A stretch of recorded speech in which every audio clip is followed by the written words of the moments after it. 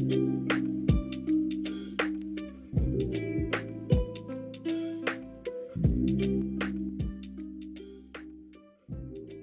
yo, yo, yo. How you doing? How you doing?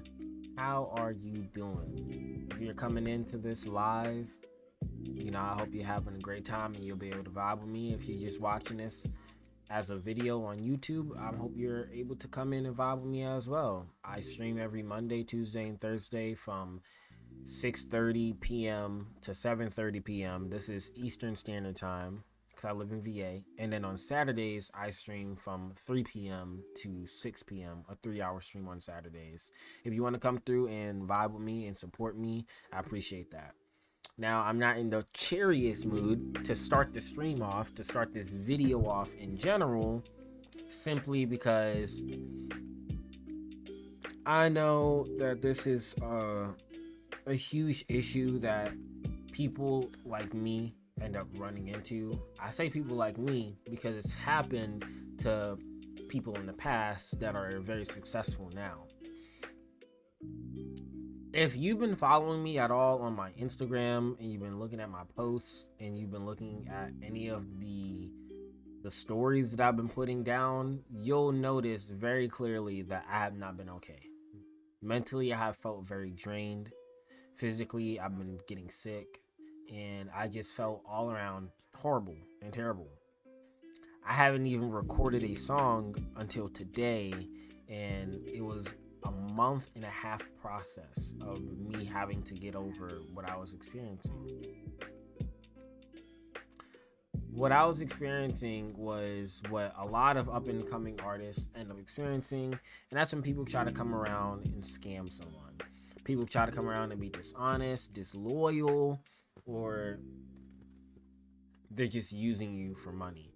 Now, I've had people come around in my circle before that's tried to just use me purely for money, and I've always hated it. And I always cut them out. I know these people personally. I don't converse with them anymore. Then on the business side, it's just there's been smaller instances of this happening on the business side, where now it's like a very big apparent problem.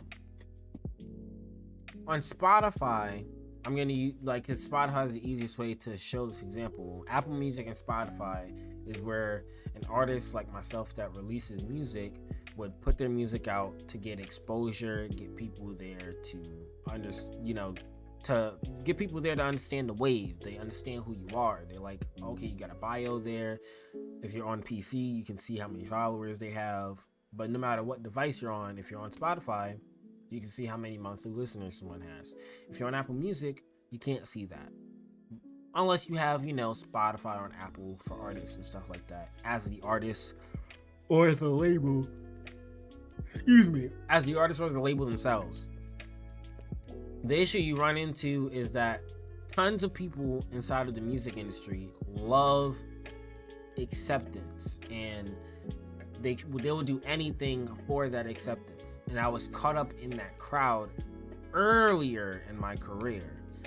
But at this stage in my career, even just being 2-3 years making music publicly, I just don't feel the need for validation of numbers. I've posted numbers before for my gratification to look back on. I've since deleted those posts because I still have all the records myself on my computer. I still have all the beats. I still have all the emails that I have with producers and stuff like that. So that is my gratification. That's my verification. I'm doing something right. With somebody or a close friend of mine or somebody that I know or somebody in the street personally tells me, hey, that song is heat. I love that stuff. That is all the validation that I actually need to make me feel like I'm doing something right in the world. My music is there to show peace, love, and positivity, and a true change for those that are experiencing depression, anxiety, self-worthlessness, and just having a true identity crisis with themselves, especially if you're around the same age as I am. I'm 21 as of recording this video and streaming this. My birthday is in February. I was born in 2000. I'm pretty young, but I have a good head on my shoulders where I just tend to keep a really tight circle and not let too many people in. And I try to stay um, very diligent and strict about the business that I do and who I'm doing that business with. I've never had a single friend come around inside of my circle try to purposefully inflate my ego, try to purposefully inflate my numbers, try to purposefully inflate. I'm so sorry. I'm very tired. To inflate something of mine just to make me feel good, just to make me feel better. They're always honest with me. If they don't like something, they'll tell me. If they love it, they'll tell me. If they just like it or they just, it's just cool, they'll tell me. But I appreciate that from them. Because if you're going to have a relationship with me, I will always appreciate that you're more honest with me than people pleaser. Like, don't just try to please me. I'm asking you a question. Do you like my new song that came out? Do you like this new YouTube video I put out? Oh, what did you think of the music video? The song aside, what did you think of the editing? If you can't be honest with me, then I'm not really gonna have a relationship with you to begin with. Because I truly believe that every relationship, whether it's a business or intimate relationship or just a cool, chill relationship in general, you're sitting there having a good time, and the base of that is with honesty. Now, I've had to be honest with myself in this situation where it's not solely the person's fault that I got into this issue with. It's more so the issue of you wanting validation and falling into the rabbit hole of you have morals and you have things that you're trying to do for you, yourself, and your family, and you get caught up in the numbers aspect of it, where deep down at your core, that's not truly who you are, and it starts to make you feel emotionally, mentally, and physically sick. Because I don't care about numbers as much as I've let on in the past, and as much as I've recently let on with me sharing numbers and stuff like that.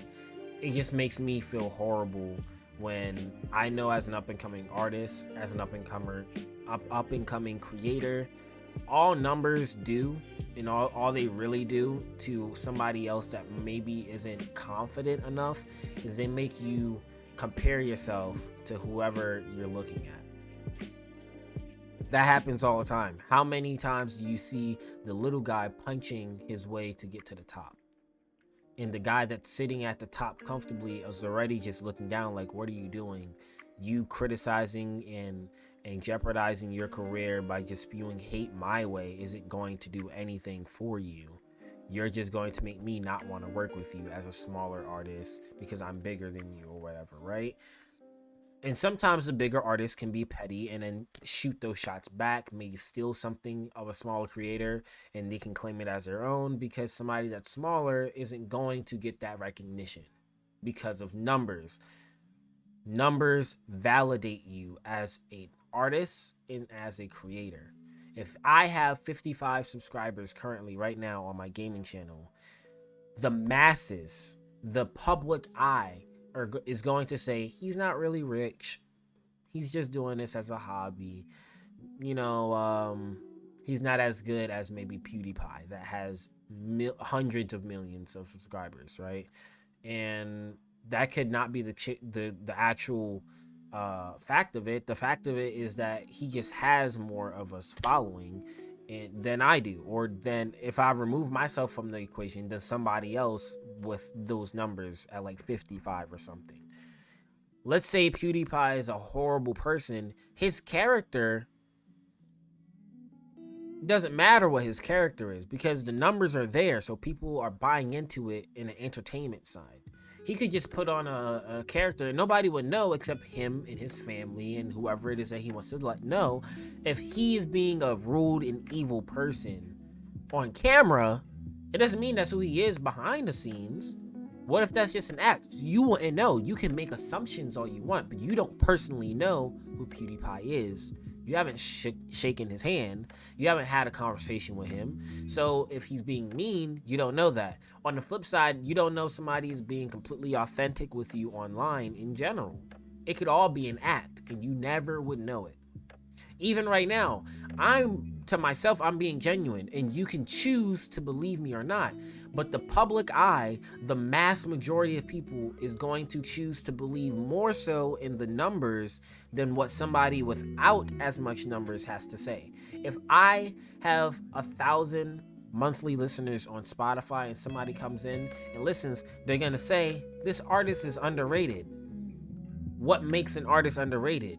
Because he doesn't have as much, or she doesn't have as much numbers as whoever it is in your head you're comparing it to. The mass majority of huge labeled artists, right? J. Cole, Kendrick Lamar, Logic, Drake, Kanye, Jay-Z, Nas, household names in the industry, right? So you would say, oh, he's a small time artist. Well, what if I had 100,000? See, now your view changes and you're like, he's rich. He probably has some money. He's still underrated, but a lot of people like his music. You might not even like the video because you might think that everybody else is already supporting him, or you already have what's called a public what's the word I'm looking for? You have a public opinion. You have a stereotype inside of your brain of what this public image is already. Once you get 50,000, once you get 100,000, you immediately have money to people. You immediately are good to people. Like, there's a certain number where people start to pay attention more, and then businesses, the companies behind them, start to push them more. Why do you think it is so hard for you as a creator on YouTube, as a creator on Spotify, Apple Music? I'm just going to use the word creator and artist throughout this entire time I'm talking to you. Why do you think it's so hard to gain verification, to gain validity, to gain a solid structure, a solid base, a solid fan base, when there's trillions of people on this planet? Why do you think it's so hard? Out of the trillions of people on the planet, how many of them are on the internet? Billions, right? So you would think it would be easy. Well, no, because whatever market or whatever genre, whatever your target audience is, there's going to be a couple, 2 to 5, really, but we'll say 10% of creators are gathering 80% of the people that you're trying to target. So the other 20% is just being sprinkled and trickled down to you. 10 views here, 15 views here. If we're going on to the side of music, 10 plays here, 15 plays here, 30 plays here. A really good day, you might get 100, right? If that is really hard. You see all these videos on YouTube in general where it's really difficult for a creator to get his foot in the game, and the bigger artist, the bigger YouTuber, the bigger creator is putting out these videos because he knows it's going to monetize well, because she knows it's going to monetize well, and they know it's going to do numbers. How do you get views on this? How-to videos is one of the most successful videos you can ever put out, but you try it and you're not going to be as successful unless you let it grow over time. It's just like investing. The more you invest, the more you have to lose. And the longer you keep investing, the more likely you are to succeed. That's why they say you're not a professional unless you put 10,000 hours into something. Because after 10,000 hours, you would think, oh, this person is really good. He might start having a buzz now. And this person really put in a lot of effort into perfecting their craft. So once you get on camera, once you get in the booth, once you start doing who you think you're meant to be, it just falls in like water. It's just fluid, it's natural, and it's just going. And then people start to buy into the image a little bit more. Hypothetically speaking, I fell into that trap of keeping up an image, keeping up doing something that I didn't have a real love in. I put out a deluxe album. I don't put out deluxes of nothing, like, unless I feel like it. That was the first time I ever even considered doing it. And it was because, I seen Trippie Redd doing it. I seen all these other mainstream artists doing it. I'm like, oh, well, it must do numbers. And it did work. It had some numbers for me, but it didn't make me happy. And what I also noticed is that those numbers were all bought for. Like, I cannot stand somebody that will lie to your face and say, oh, well, I didn't buy these streams. I didn't buy these views. I didn't do that. There's a difference in promotional material. You can promote something and it not be bought. You can sell a service to somebody for your time, your money, your effort, whatever it is that they deem as valuable, and they'll give you numbers. If somebody is promising you numbers, it's fake. So I always tried to make sure I stayed with companies that was not gonna promise me anything other than they can get it in front of, let's say, 1,000 people. Because if I promise you that I can get your video, let's say you really want to be a YouTuber, right? Excuse me 1 second.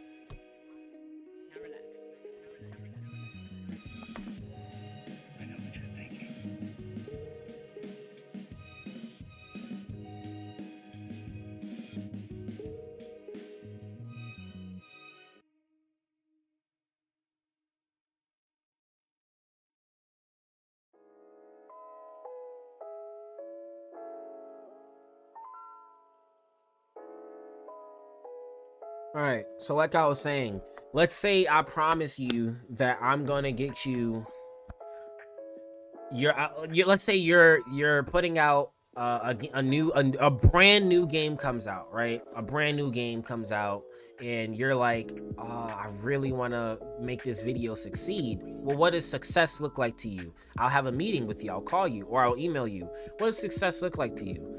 I want to have at bare minimum 100,000 views on this YouTube video. Okay, doable. People get 100,000 views all the time, but it's not like it just comes right out the park. Okay, cool. What else do you think is success to you? You know, at least like 50 likes is good. Oh, okay. How many comments? Maybe like 50 comments or something too. Like every person that liked at least can leave a comment or something. Or let's be more realistic. I know everybody doesn't do that. Like 20, 25 would be good on this video. That would make me feel like successful video. Okay, well, in the YouTube side, I'll say I can promise that if you give me a budget of $250, I can get it in front of 200. I can get it in front of 500,000 people. But I can't promise you that all 500,000 will click on your video.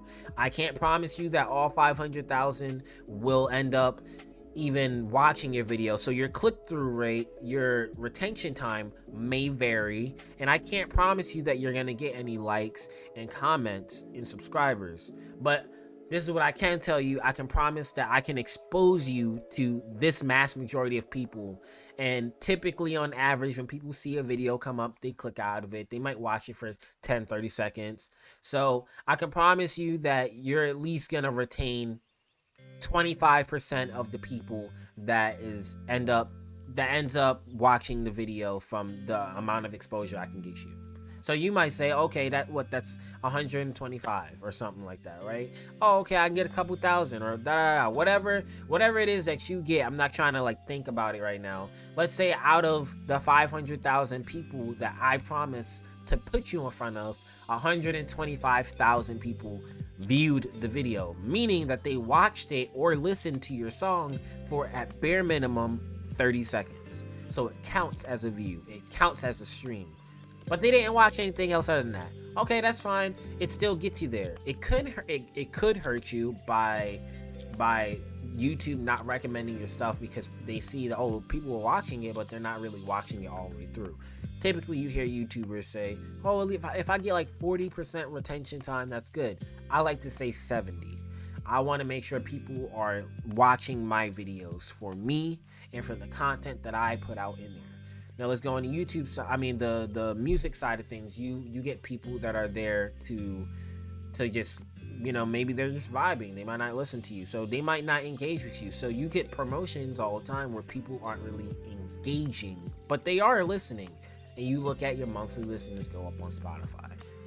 Now on Spotify, for artists, if you're an artist, if you're a major label or an independent label, if you're the manager, you have the access to that artist and you can look at them as long as you're verified on them, right?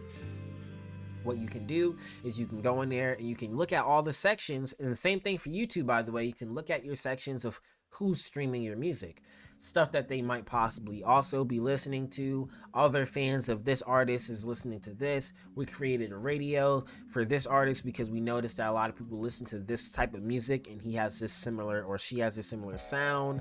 You can look at, oh, it's 12% of listeners is coming from playlists, 40% is coming from his own page, meaning people are directly clicking on your page and listening it from your own page.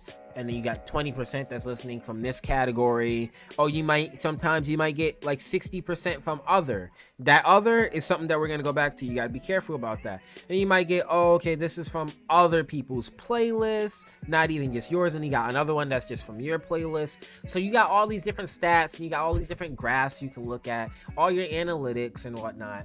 But if you don't understand what that means, then then you're just there in a sea of just like wondering, I hope people are really listening to my music. I hope this isn't bots. I hope this isn't whatever. Well, that's a trap that I fell into, because oftentimes we end up underestimating people in companies. So the reason why I felt so down and depressed is because I've always tried to be such an open and honest person, especially on camera. But really, if you meet me face to face, I just like having a good conversation with you. I like talking with you, and I want to vibe and I want to have fun. I'm a broken guy. I've gone through lots of experiences that have made me antisocial and very introverted.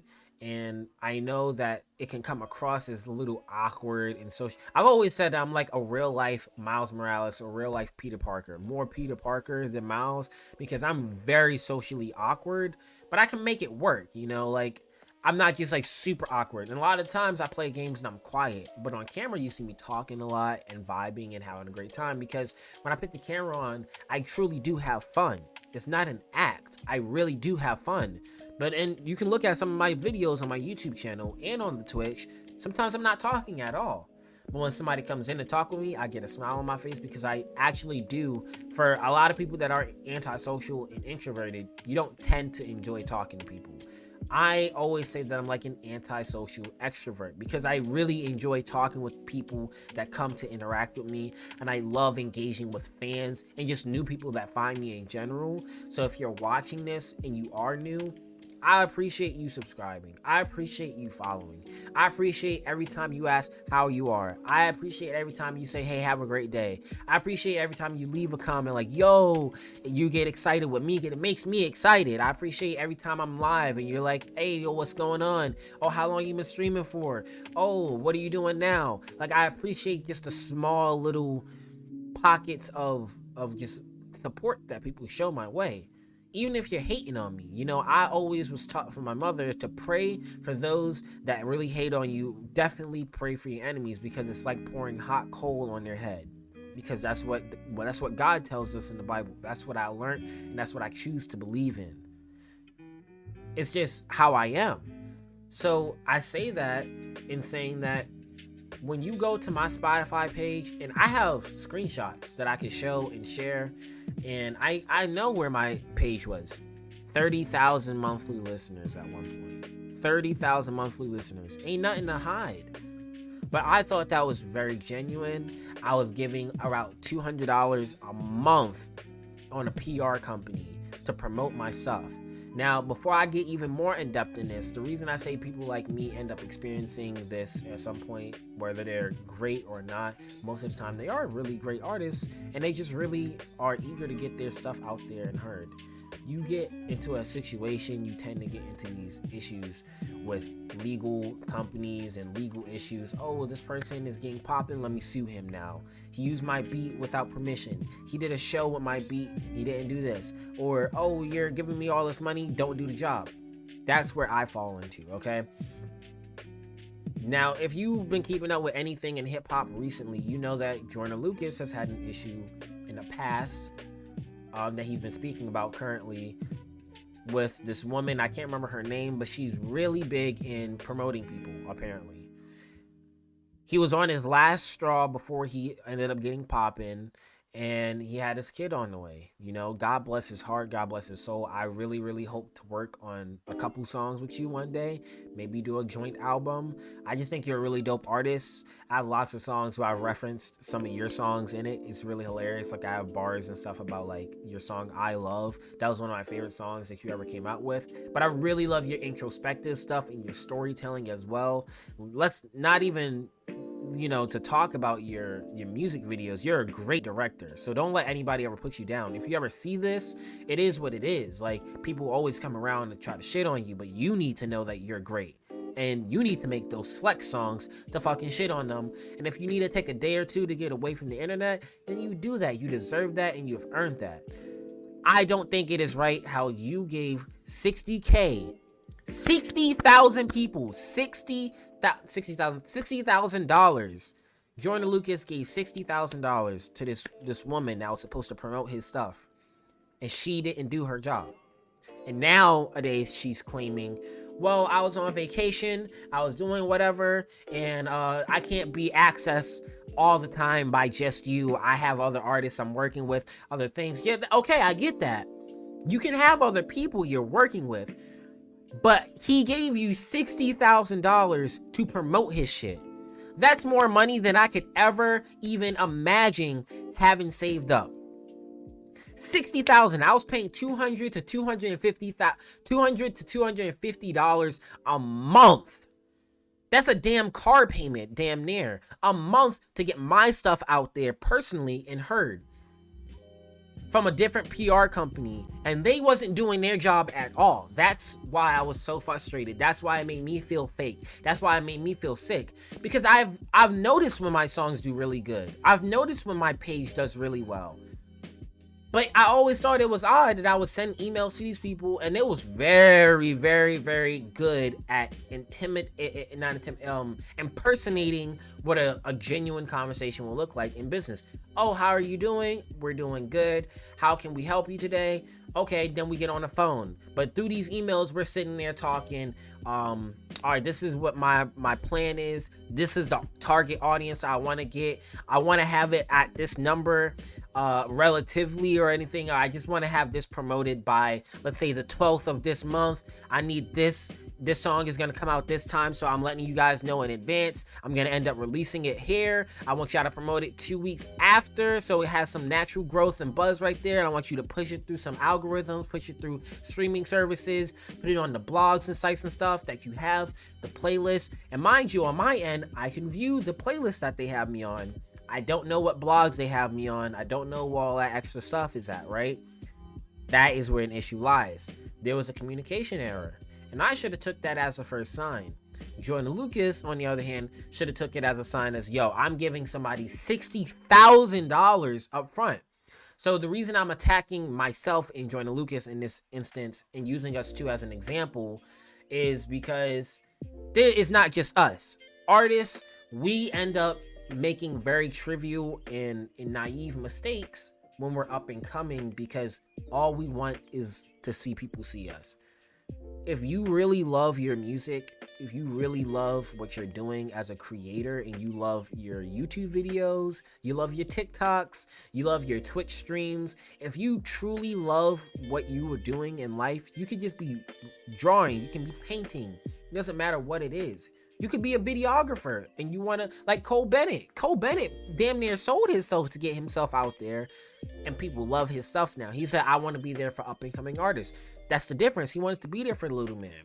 That's a lot of stuff that PR companies say, oh, we want to be there for him, help him out, and this is what we're going to do, right? By the way, PR means promotion. PR companies in general is very accessible to a multitude, a range of people, because they want the money. That's their biggest goal, is your money. It doesn't matter what you pitch them as an idea. Are we going to keep this customer coming back? The issue that I'm going to say me and Jordan Lucas had in this instance is, Jordan Lucas, think about this logically. Would you give somebody $60,000 up front to do a job they haven't done yet? That's like you walking into a 9-to-5 job, which I have, and let's say I walk in there, I'm like, I want you to pay me $60,000 because I'm going to turn this entire company around in 2 years. I'm going to have this company take over this entire strip of this city. Everybody's going to know your name. Let's shake on this. Let me sign this contract. $60,000 up front. Any additional fees, we'll talk about. Nobody's going to hire you. They want to see experience. They want to know that you have a name for yourself. They want to actually see that work get done. Now, somebody smart will say, here's $10,000. I'll give you the other $50,000 in 2 years when we get there. If you get us there quicker, I'll throw in an extra $25,000 or something, right? That incentivizes that whoever you're doing business with puts everything that they can into actually providing you that service. Because now they don't have the entire total to go jerk off and do whatever the fuck they was gonna do with your money to begin with. Now they only have a portion of that, and they have to grind to get the rest of that. Because if they don't, then they're losing money for their service. If they truly think that they're $1 million company, if they truly think that they're a couple $100,000 company, they're gonna want money for that. Now they could just go around scamming everybody for the upfront 10-15% of the money and never do anything. That's possible. But whoever's giving that money is losing less money than to just give them the entire thing up front. As an up-and-coming artist, we don't think about that. And that's a fault of us until it happens, and then we end up being smarter in our business. And you notice that when stuff happens like this in other artists, they're smarter, they're wiser, and they're way more keen with how they do business, and then they're always successful after.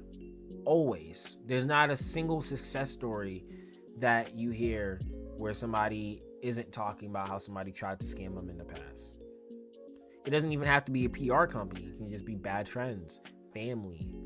Somebody's trying to scam you. Somebody out there is trying to use you. Are you smart enough to avoid it? Odds are you are. You're just not thinking about it. That was me. So from now on, I'm going to conduct myself way more casual and do things my way, fully me. I'm not going to put out another song until I'm happy with my music. I'm not going to put out another album until I'm happy with who I am. And I'm not going to put out a single thing until I am happy with the art and the meaning behind it. I've always wanted to put out music for a reason. So I'm not going to put out music to catch up with everybody else. If you truly love and support me, and if you want to know me and you want to get to know me, I want to give you an apology for these inflated numbers, making my ego feel bigger than it was and making me feel horrible once it crashed down, because I wasn't aware. And the reason I wasn't aware is because they made it seem as if everything was being directed straight to my page. It was a lot of, on the statistics side, on the analytics, on my end of seeing it, somehow the way that they marketed me made it seem very genuine. But the second I said, I don't feel comfortable doing this anymore. It's a lot of money that I'm wasting towards y'all. I'm not getting engagement for this. And this was months of me doing this. 30K went down to 129 monthly listeners. And that means people was leaving, because previous to that, I had at bare minimum like 1,000 monthly listeners to my Spotify. Now I get it, I haven't released something in a while, so it goes up and down, but it's always between 200 and something to like 1,000 and something, maybe 2,000. But this hurt me more than it does to help me. There's a right way to promote something. If you're gonna be there with a PR company and you need your name out there, do word of mouth promotions, go up to people and tell them about who you are. Just be very real and authentic about it. Do people that are partnered with legitimate businesses that you know. If I'm going to promote something for YouTube, for example, I've promoted stuff on YouTube tons of times and they do very well and successful. And there are real comments on there. There's real engagement on there. There's a difference, because when I promote stuff on YouTube, I give YouTube a certain amount of money. They push it through a certain amount of people. I give them an age range, an audience. I tell them what to call that audience. Same thing with like Instagram or anything. You target those things. Those are legitimate businesses and they have legitimate practices because they can't afford to lose that. They just can't. They can't afford to lose the credibility as such a multi-billion, multi-trillion dollar fucking company. They just can't. Because if everybody said YouTube is a shady business, nobody would post to YouTube. If everybody said Instagram is a shady business, nobody would post to Instagram.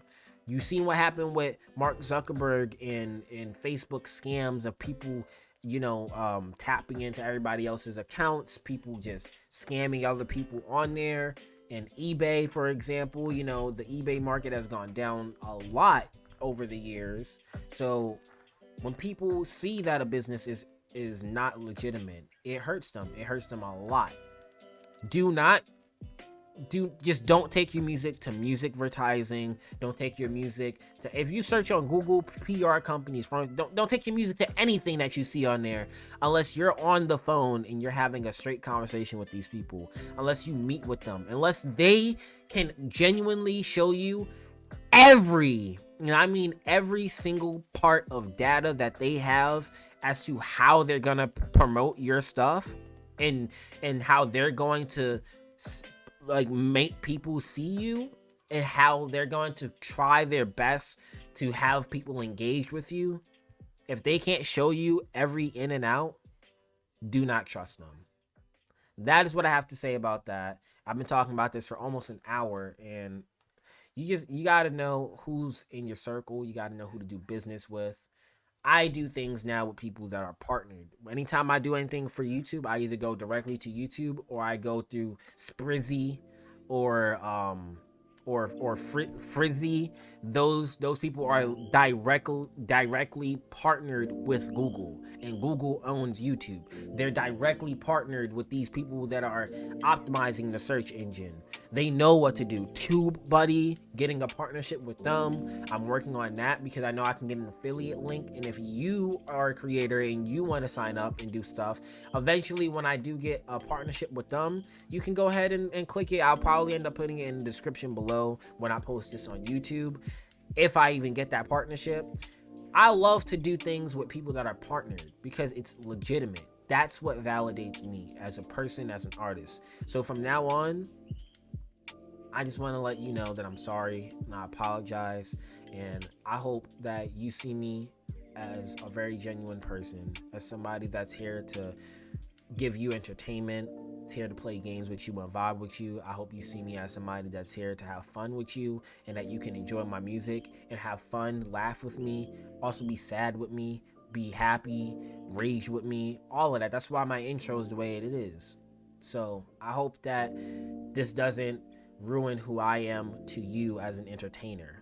I love you guys so much, and I love my core community that consistently talks with me. Planet Boy Beats, Gavin, my fiance, and all the people and all the producers that I'm constantly emailing and talking to on Instagram.